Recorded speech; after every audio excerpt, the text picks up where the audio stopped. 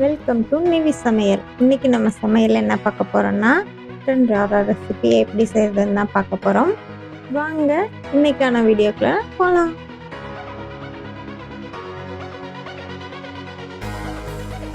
இப்போ ஒரு பாத்திரத்தில் நல்லா கழுவி 1/2 kg மட்டனை எடுத்துக்கலாம். அதோட இஞ்சி பூண்டு பேஸ்ட் 2 டீஸ்பூன் எடுத்துக்கலாம். இப்போது கரம் மசாலா அதோடு சேர்த்துக்கலாம். அதுக்கப்புறம் வரமிளகாய் தூள் 1 டீஸ்பூன் சேர்த்துக்கலாம்.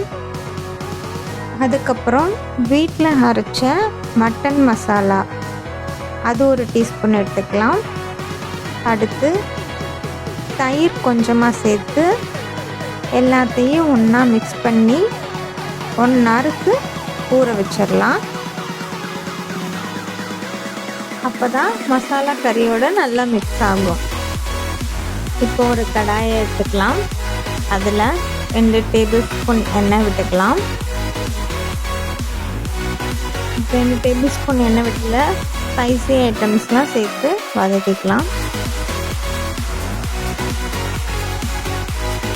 பெரிய வெங்காயத்தை நம்ம பொடி பொடியாக வெட்டி எடுத்துக்கலாம். அதை அந்த ஸ்பைசி ஐட்டமோடு சேர்த்து நல்லா வதக்கிக்கலாம்.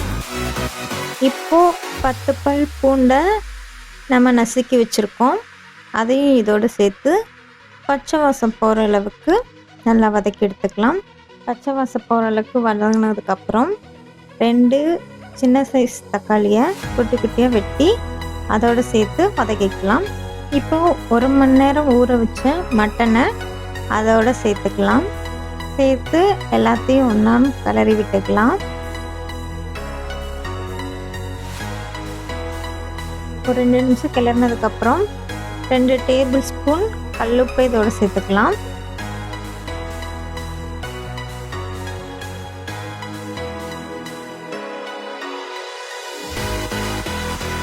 நம்ம மேரினேட் பண்ணி வச்சுருந்த அந்த பவுல்லையே தண்ணி ஊற்றி மட்டனுக்குள்ளே ஊற்றிக்கலாம். 1 டீஸ்பூன் கரம் மசாலா, 1/2 டீஸ்பூன் வரமிளகாய் தூள், கொஞ்சமாக மஞ்சள்தூள் சேர்த்து எல்லாத்தையும் ஒரு கிளறி விட்டுக்கலாம். இப்போது நம்ம ஒரு மூடி போட்டு மூடி வச்சு இதை ஒரு 1/2 குக் ஆகிற வரைக்கும் குக் பண்ணி எடுத்துக்கலாம். இப்போது இது 1/2 குக்கான ஸ்டேஜில் நம்ம 1/2 kg மட்டனுக்கு 200 கிராம் கொத்துக்கறி எடுத்துருக்கோம். அதை இந்த டைமில் நம்ம சேர்த்துக்கலாம். எனக்கு இப்போ நான் டேஸ்ட் பண்ணி பார்த்த அளவுக்கு நான் முன்னாடி போட்ட காரமே போதுமானது. உங்களுக்கு தேவைப்பட்டால் நீங்கள் இன்னும் கொஞ்சம் காரமோ உப்போ சேர்த்துக்கலாம். மட்டன் வேகிற அளவுக்கு நம்ம தண்ணி ஊற்றி மட்டனை நல்லா வேக வச்சு எடுத்துக்கலாம். இப்போ நம்ம ஓப்பன் பண்ணி பார்த்தோம்னா மட்டன் நல்லாவே வெந்திருக்கு.